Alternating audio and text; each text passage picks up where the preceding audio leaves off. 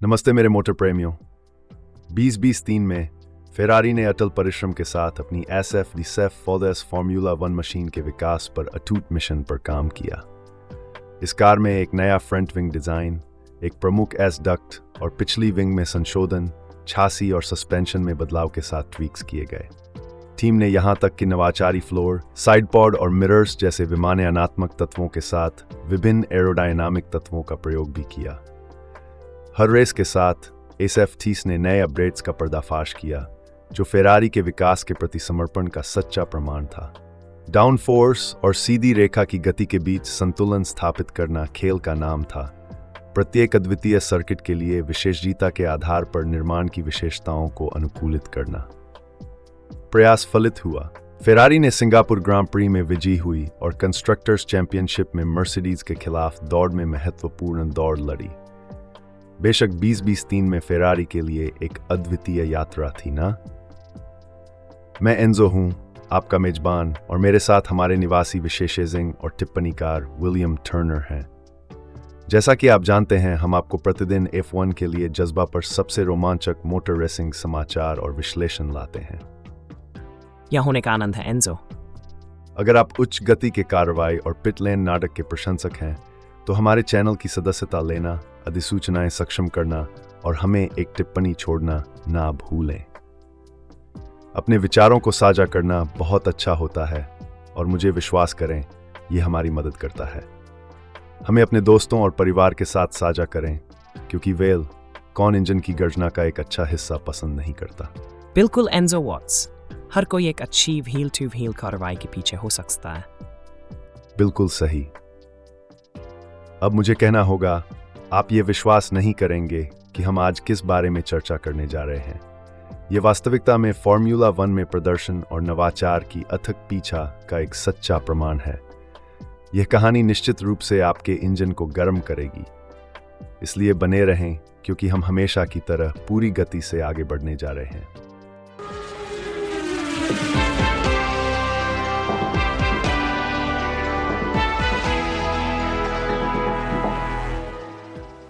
चलिए फेरारी की 2023 की गेम प्लान में और गहराई से जाएं।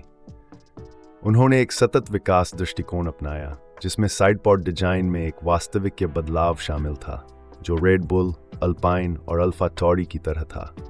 और इसका फल भी मिला, नहीं मिला। उन्होंने सिंगापुर में कार्लोस साइंज के द्वारा एक जीत हासिल की थी, जो एक विजयपूर्ण प्रदर्शन था। Was is war, the candid would tall, to the health. You have my you dud me, is step best if with my through tour. आप बिल्कुल सही हैं। उन्होंने कार में कुछ प्रभावशाली समायोजन किए थे, क्या नहीं? SF23 फ्रंट विंग लंबाई के मामले में इसके पूर्वज से अलग थी, क्योंकि टिप अब मुख्य प्लेन से जुड़ा नहीं था। यह काफी अद्वितीय दृष्टिकोण है, क्या आप नहीं कहेंगे? SF not the C, ये दिलस्कम सुविधा थी जो फेरारी के लिए थी। इनलेट के नीचे पकड़ी गई हक को साइड पोर्ट की ऊपरी सतह पर नॉर्मल वेग निकालने की अनुमति थी। यह एक चतुर एरोडायनामिक रणनीति थी। För शारीरिक रूप से gesehen så många ting से नीचे बाइंग टू थोड़ा नीस som det syns med mig sikte tang. Jag måste för en teknik tas forward. हाँ, ये सूक्ष्म विवरण ही हैं जो मारानेलो की मशीन की क्षमता को वाकई उजागर करते हैं। मेरे इस अनुमान से उनके लिए आगे रोमांचक समय है। और इसमें और क्या कहा जा सकता है? ये सब मामूली फायदे के बारे में है ना। इन सभी परिवर्तनों का मकसद बस एक छोटे से हिस्से को काट देना है, लेकिन यही फार्मूला 1 में अंतर करता है। ये एक सटीकता का खेल है। चलिए देखते हैं कि 2024 में क्या होने वाला है। और विकास वहां रुका नहीं ना। बहरीन में मौसम के खुलने के बाद सऊदी अरब के ग्रां प्री में फेरारी ने एक नया पिछला पंखा पेश किया। इसमें पिछले 2 स्तंभ सिरप के बजाय एक एकल मध्य समर्थन स्तंभ ही। यह काफी विशेषतापूर्ण परिवर्तन था। सच है, सऊदी अरब के लिए एक अपडेट के हिस्से के रूप में उन्होंने फ्रंट पंखे के अंत प्लेट में एक बाइट भी की। निश्चित रूप से नीचे की ओर एक सी आकार की कटौती, जो सुधारित आउटवॉश प्रभाव को लक्ष्य बना रही होगी। अब वह विवरण जो मुझे दिलचस्प लगता है, वह है इटालियन कार के फ्रंट पंखे पर स्थापित स्लॉट गैप सेपरेटर्स का क्लोज अप। कहा जाता है कि ये स्टैंडर्ड हॉर्सशू स्टाइल ब्रैकेट से फॉर्मूला 1 में अधिक एरोडायनामिक समर्थन प्रदान करते हैं। हाँ, मुझे भी वो रोचक लगा। इसके अलावा SF23s की नाक बिना बाहरी पैनल के हमें दिखाती है कि कैसे प्रभाव संरचना और बाहरी पैनल पैकेजिंग की गई है। इसे कुछ हद तक अलग रूप में देखना रोचक है। फिर वहाँ है अजरबैजान ग्रांड प्री में जो SF2 के साथ जोड़े गए सेंसर्स हैं, सभी यहाँ बाकू में अतिरिक्त डेटा एकत्र करने के लिए। बिल्कुल, फ्लोविस पेंट भी पीछे के पंखे, डिफ्यूज़र आदि पर प्रदर्शन की दृश्य सत्यापन प्राप्त करने का एक साधन के रूप में उपयोग किया गया था। ये सभी F1 टीमों के लिए एक सामान्य उपकरण है ना? वास्तव में। और F175s और SF23s के सामने ब्रेक व्यवस्था के बीच तुलना दिखाती है कि मारानेलो टीम ने कैलिपर को निचले स्थान पर ले जाने का चुनाव किया। काफी बड़ा बदलाव, क्या आप सहमत हैं? जब हम SF23s की विशेषताओं में और गहराई से खोज करते हैं तो हमें एक नया ड्रिलिंग पैटर्न दिखाई देता है। ये तापमान को एक विस्तारित सीमा में बेहतर नियंत्रित करने के लिए पसंद किया गया था, जो प्रदर्शन के लिए महत्वपूर्ण है। फिर मोंटे कार्लो में मोनाको ग्रैंड प्री के लिए फेरारी की उच्च डाउनफोर्स पीछे के पंख में एक एकल माउंटिंग पिलर था। यह फेरारी के निरंतर प्रयासों का एक और उदाहरण है जो सर्किट के अनुसार नवीनीकरण और अनुकूलन करने के लिए किए जाते हैं। फॉर्मूला 1 कार की जांच करने का रोचक हिस्सा यह है कि जितना आप नज़दीक से देखते हैं उतने ही जटिल विवरण मिलते हैं। उदाहरण के लिए, मुख्य साइड पॉड इनलेट के नीचे शास्त्र डक्ट का नज़दीकी दृश्य है। फिर शास्त्र डक्ट आउटलेट और साइड पॉड टब में 2 संचालन गिल पैनल हैं। ये एक उच्च तकनीकी जिगसॉ पहेली में झांकने की तरह है, जहां हर टुकड़ा एक विशेष कार्य के लिए सटीक रूप से डिजाइन और फिट किया जाता है।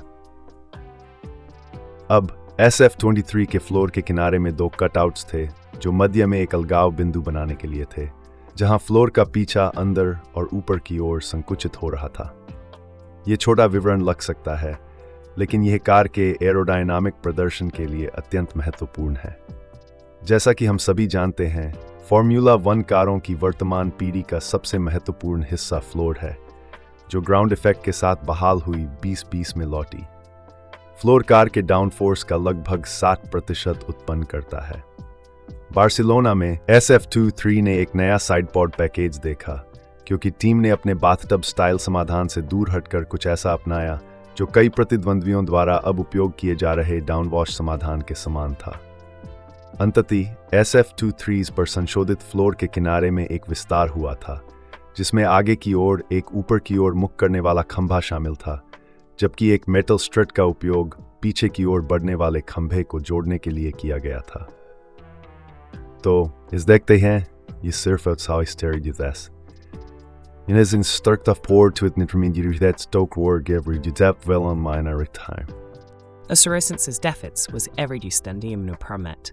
तो SF23s शास्त्रीय ढांचे का निकट दर्शन बिना बाह्य पैनल स्थापित किए हमें कुछ आंतरिक सस्पेंशन तत्वों को देखने की अनुमति देता है। ये मुझे मेरे बचपन को याद दिलाता है, जब मुझे चीज़ों के काम करने के बारे में आश्चर्यजनक रुचि थी। मैं अक्सर अपने खिलौनों को खोलकर उन्हें फिर से साथ में जोड़ता था। उस समय मुझे नहीं पता था कि वह जिज्ञासा मेरे करियर को कैसे आकार देगी। अब वापस SF23 की ओर। सस्पेंशन, फ्लोर और अमिक सतह के बीच संगति बिल्कुल महत्वपूर्ण है। ये एक अच्छी संगठित संगीतमय संरचना तरह है, जहां हर तत्व वास्तव में। और विवरणों की बात करते हुए SF23 के पिले दर्पण और इसके आसपास की सतहें बहुत दिलचस्प हैं। हालांकि ये एरोडायनामिक सतहें फ्लोर के मुकाबले महत्व खो चुकी हैं, लेकिन वे अभी भी महत्वपूर्ण भूमिका निभाती हैं। आप बिल्कुल सही हैं।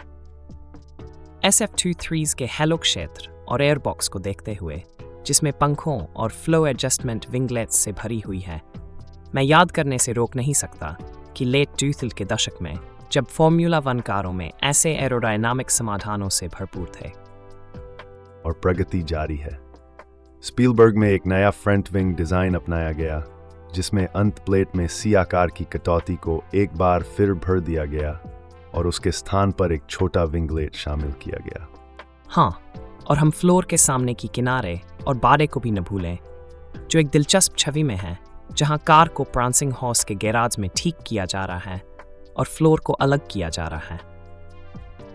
ये मेरे जवानी के दिनों को याद दिलाता है, जब मैकेनिक्स रेस कार पर काम करते हुए देखने के लिए मैं आश्चर्यचकित होता था। यकीनन योग्य है। फेरारी टीम ने ब्रिटिश ग्रैंड प्री में प्रसिद्ध सिल्वरस्टोन सर्किट पर एक द्विप्लेन शैली के विंग व्यवस्था का उपयोग किया, जिसमें ऊपरी स्लैट तत्वों ग्राउंड ही लगाया गया। और सबसे अच्छा है, टीम इसे चासी के पीछे उसके संबंधित स्थान में रखने से पहले फेरारी पावर यूनिट की एक झलक देखती है। ये जैसे शरीर में संतुलित रूप से समाहित होने से पहले जानवर के दिल की तरह है। ये मेरे बचपन में जब मैंने पहली बार एक कार का इंजन देखा था, तब मुझे उसकी अत्यधिक जटिलता ने आश्चर्यचकित किया था, जैसे ही आज हम चर्चा कर रहे तकनीकी अद्भुत को। मारानेलो का इंजन 2023 सीजन में भी उच्च प्रतिस्पर्धी रहा। ओह, वो मुझे याद आता है जब मैंने मारानेलो में फेरारी के मुख्यालय की यात्रा की थी। उत्कंठा का माहौल और उत्कृष्टता के प्रति समर्पण की भावना स्पष्ट थी। मुझे यकीन है कि आपकी इटालियन हॉलिडे देखने लायक थी। क्या आप इंजनों की प्रशंसा करते समय गैलाटो खाए थे? तुम मजाक उड़ा रहे हो, लेकिन मुझे बताओ, इन असाधारण मशीनों के जन्मस्थान में होने का अनुभव करने से तुम्हें वह अंदाज मिलेगा जो केवल कागज पर उन्हें पढ़कर नहीं मिलेगा। यह इतिहास, विरासत और अविरत पूर्णता की प्रतिष्ठा की प्रशंसा के बारे में है, जो इन इंजनों को अलग बनाती है। पूरी तरह सही हो, और माफी चाहता हूं अगर ऐसा लगा कि मैं तुम्हारे अनुभव को तुच्छीकरण कर रहा था। मुझे पता है कि तुम कितना सम्मान करते हो खेल के तकनीकी और ऐतिहासिक पहलुओं को। ठीक है, चलो अब हम और तकनीकी विवरण पर बात करें। उदाहरण के लिए, फेरारी ने हंगेरियन ग्रां प्री में पारंपरिक हंगारोरिंग पर एक पिछले पक्ष के पंखे को निचले माउंटिंग पॉइंट के साथ टेस्ट किया। इसके अलावा SF 23 के फ्लोर के पिछले हिस्से में मेटल सपोर्ट के लिए कनेक्टिंग ब्लॉक को अब फ्लोर और साइड पंक्ति के बीच एक पुल के रूप में कॉन्फ़िगर किया गया है। और हम उसे भी न भूलें जो बेल्जियम ग्रां प्री में स्पा फ्रैंकोरचॉम्प्स में पेश किया गया नया पिछले पक्ष का डिजाइन था। फेरारी ने अपने संस्करण को पेश किया जो कई उनके प्रतियोगियों ने पहले ही टेस्ट किया था, वही खुले टिप वाले सेक्शन का समाधान। बिल्कुल सही। और इटालियन ग्रां प्री में फेरारी के पिछले पक्ष को सिर्फ मोन्जा 2022 डिजाइन का नया रूपांतरण देखा गया। टीम ने एक विशेष समाधान विकसित करने के लिए आवश्यक संसाधनों को बचाने की प्राथमिकता दी। यह सीजन भर में अपने संसाधनों को अनुकूलित करने के लिए दलों को रणनीतिक निर्णयों का स्पष्ट उदाहरण है, जो हमें SF23 की सस्पेंशन और ब्रेक सेट को गैराज में खड़ा देखने का अद्वितीय अवसर प्रदान करता है। यहाँ तक कि पिछले ब्रेक डिस्क और कैलिपर फेयरिंग्स को चांदी रंग के पेंट से थर्मली ट्रीट किया गया था। ये बस ये दिखाता है कि इन मशीनों को बनाने में कितना विस्तृत विवरण जाता है। ये काफी आकर्षक है ना? वास्तव में ये एक यांत्रिक बैलेट की तरह है, जहां हर भाग नृत्य में अपनी भूमिका निभाने के लिए होता है। चलिए आगे बढ़ते हैं। हमें इस तस्वीर में दो चलने वाले फ्लैप के बिना फ्रंट विंग का एक असामान्य दृश्य मिलता है। इन मशीनों को उनकी मूलभूत आवश्यकताओं तक नंगा करते हुए देखना हमेशा रोचक होता है ना? वास्तव में यह हड्डीदार दृश्य की तरह है ना? और बात करते हैं परिवर्तनों की। मेक्सिको में ठंडे हवा के कारण ठंडाकीय सहायता के लिए बड़े गिल्स का उपयोग किया गया था। आपको कितना महत्वपूर्ण लगता है कि ये छोटे मोटे समायोजन समग्र प्रदर्शन के लिए हैं? महत्वपूर्ण? चलिए कहें कि इन सौंपे गए छोटे मोटे समायोजनों का अंतर पोडियम के शीर्ष पर खड़े होने या पैक के पीछे रहने के बीच कर सकता है। अब ऊपर से देखे गए पिछले संक्षेप संरचना, सस्पेंशन और पिछले ब्रेक सेट को देखते हैं। हाँ, और टीम ने लास वेगास ग्रां प्री में SF23 को दो समाधानों से सुसज्जित किया था, क्योंकि उन्हें आवश्यक डाउनफोर्स और सीधी रेखा की गति के बीच सही संतुलन ढूंढना था जो प्राप्त किया जा सकता था। यह सब उस मीठे स्थान को खोजने के बारे में है ना? ये वास्तव में है। अगर आप हर रेस से पहले कार प्रस्तुति दस्तावेज में फेरारी द्वारा संशोधित किए गए घटकों की सूची को ध्यान से देखें, तो आप देखेंगे कि कुछ रेस में स्पेन जैसे कई समायोजन हुए, जबकि ऑस्ट्रेलिया, कनाडा और नीदरलैंड जैसे अन्य रेसों में कोई संशोधन नहीं हुआ। मुझे उत्सुकता है, टीम कैसे निर्णय लेती है कि कौन से घटकों को कब बदलें? क्या ये केवल ट्रैक के ढांचे और स्थितियों पर आधारित है या कोई अन्य कारक भी हैं? योर इंजीनियरिंग एक सवाल है, चलो हम उस पर जोड़ दें। हमी कुर्शेवना सबसे अच्छे हैं, ठीक है? हाँ, समझा। मेरा मतलब था कि मैं रिसापों में हस्तक्षेप नहीं करना चाहता। चिंता नहीं, ये एक मान्य प्रश्न है और इसका जवाब जितना मैं संभव हो सके देने के लिए मैं कहूँगा कि ट्रैक के ढांचे, मौसम की स्थिति और पिछले रेसों से आए डेटा जैसे विभिन्न कारकों का खेल में योगदान होता है। अब चलिए हमारे विस्तृत विश्लेषण पर वापस आते हैं। जब हम फॉर्मूला 1 इंजीनियरिंग की जटिलताओं में गहराई से जाते हैं तो स्पष्ट हो जाता है कि P2 के लिए प्रतिस्पर्धा तेज हो रही है। क्या आप सहमत हैं? बिल्कुल, यह एक ठोर युद्ध बन रहा है और यह एक मजबूर करता है। फॉर्मूला 1 से हम क्या उम्मीद रखते हैं 2024 में? अगर अब तक हमने देखे गए विकास कोई संकेत हो तो मुझे लगता है हम एक रोमांचक और अपूर्व सीजन की उम्मीद कर सकते हैं। टीमें निरंतर नवाचार कर रही हैं और खेल में संभव होने वाली सीमाओं को छेड़ने की कोशिश कर रही हैं। हाँ, खेल का विकास बहुत अद्भुत है। हर एक रेस में जो काम किया जाता है उसके पीछे की मेहनत को सोचना भी हैरान कर देने वाला है। टीमें सिर्फ आकर रेस नहीं करती, हर स्तर पर बड़ी मात्रा में तैयारी की जाती है। सचमुच, इंजीनियरिंग के छोटे मोटे सुधार से लेकर ड्राइवर की प्रशिक्षण तक हर पहलू को सफलता की संभावना के लिए सुखाने की आवश्यकता होती है। दांव बड़े होते हैं और गलती के मामले में मार्जिन बहुत पतली होती है। और यही वजह है कि फॉर्मूला 1 इतना रोमांचक बनाता है ना? उच्च गति की क्रिया और तीव्र रणनीतिक युद्ध का मिश्रण हर रेस को एक नेल बाइटर बनाता है। बिल्कुल, ये एक उच्च एड्रेनालाइन दृश्य है जो प्रशंसकों को उनकी सीट के किनारे रखता है।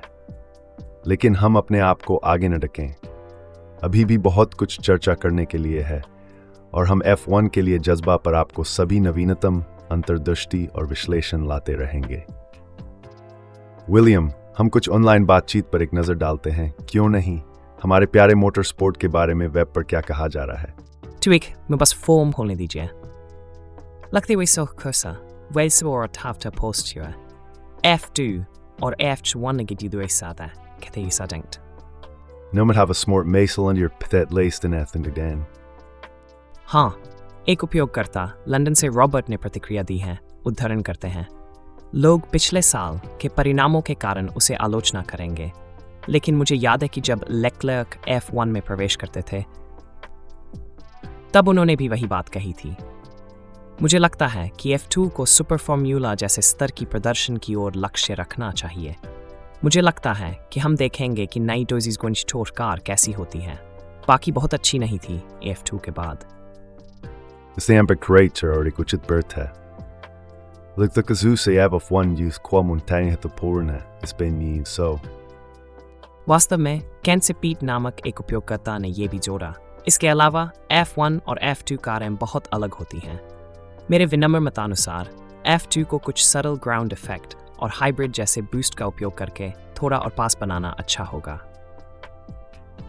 क्या किसी ने इन सुझावों के विरोध में कोई असहमति जताई है या कोई चुनौती पेश की है? हाँ, यह फ्रिसेल द्वारा एक टिप्पणी है। F2 के लिए हाइब्रिड एक भयानक विचार होगा। डीवीसी इससे पहले से भी अधिक महंगा हो स्टिया। Ahadri Smanimer into varying ward sext and thatcher. हाँ, और एक उपयोगकर्ता नामक स्टारलेट जहानसन ने जवाब दिया। बड़ी सिगेशन बड़ी AF1 टीम में हिस्से लिए भुगतान कैप। योग से विभिन्न दृष्टिकोण है। ये इंटरनेट की सुंदरता है ना? हमारे हाथों में अनेक दृष्टिकोण और विचार होते हैं। ये हमेशा दिलचस्प होता है कि प्रशंसक के पास क्या कहना होता है। उनकी जोश से ही तो खेल की ऊर्जा बढ़ती है। अच्छा, ये हमें F1 के लिए जज्बा के इस एपिसोड के अंत तक पहुंचा देता है। हमने फॉर्मूला 1 में हाल की विकासों की खोज की है और P2 के लिए कठोर प्रतिस्पर्धा पर चर्चा की है। हम आशा करते हैं कि आपको ये बहुत पसंद आया होगा। सदस्यता लेना और नोटिफिकेशन बेल को दबाना न भूलें ताकि आप कभी भी कोई एपिसोड न छुएं। बिल्कुल, और अगर आपके किसी दोस्त को भी मोटर स्पोर्ट के प्रति हमारी तरह पागलपन है तो उनके साथ हमारा पॉडकास्ट साझा क्यों नहीं करें। हम सभी प्रमुख पॉडकास्ट प्लेटफॉर्म पर उपलब्ध हैं। इसलिए जहां भी आप हों आसानी से सुन सकते हैं। और हाँ, हमेशा आपके विचार सुनने के लिए तत्पर रहते हैं, इसलिए टिप्पणी करने में हिचकिचाहट न करें। Har í sé tá am arad your both met fór hí tough with vias da was ever in trias doors that had your bracey would so would you joy someone out in this store are yergit key. Odd, beheth, taus russo yo ali coughed a taste big bright cheats cause the mice. Is that, Magmara? Hamench bang it's her Mary soy just twingy. हम आपके साथ उन्हें साझारणों की खोनी बेकरार है लेकिन इन आक तेरे समाप्त कोर्स to समयing हमेशा formula kan support that she अच्छे सुनने वाली भीड़ी करें तिनद Odds rets of osta. Me chapel is stated befkeen, struck but at a movie's erd more. He channel ka samris, it's good lame at him.